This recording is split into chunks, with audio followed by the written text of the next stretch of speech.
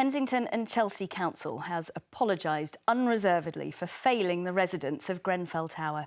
It came during the closing statements of the inquiry into the fire which killed 72 people 5 years ago. Well, Emily Wither was there and joins us live now. Emily, what was said today?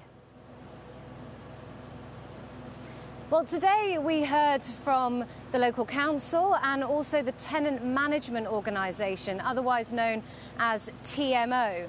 Now, the Royal Borough of Kensington and Chelsea, they owned Grenfell Tower. They were the landlord.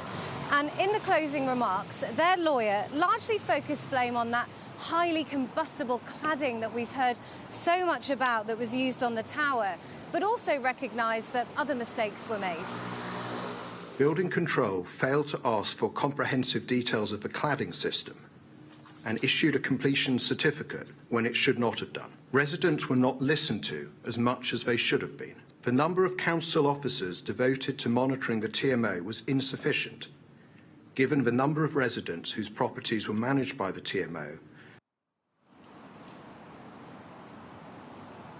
We also heard from the Mayor of London's office.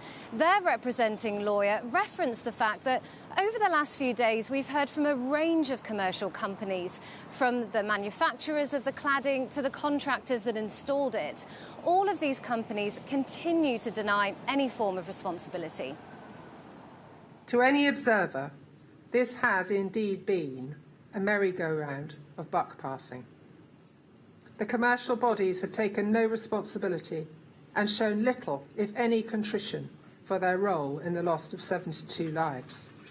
Not one single organisation or commercial body seems to be able to take responsibility for its own emissions in the context of the catastrophe as a whole, preferring to move the blame up or down the line, but in any event, away from their door. The only reasonable conclusion that can be reached by this inquiry is that this is an industry that will not change its culture voluntarily. Tomorrow is the last day of the Grenfell inquiry. These closing remarks, they finalise a process that began in May 2018. But after tomorrow, it'll still be a wait before that final report comes out next year. And then there's some kind of conclusion on where that balance of blame really lies. OK, Emily, thank you.